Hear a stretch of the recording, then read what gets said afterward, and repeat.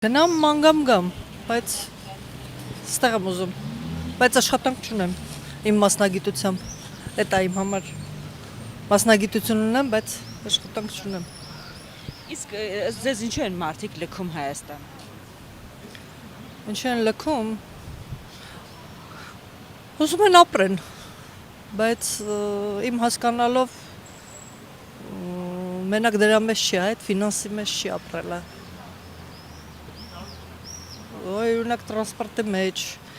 մեկին դուր չի գալի կանգնած ձևը, մեկին դուր չի գալի, մարդը աշխատանքի հետ կապված խոսում է հեռախոսով, հենց նոր։ Իրա հայացքից ես զգում եմ, որ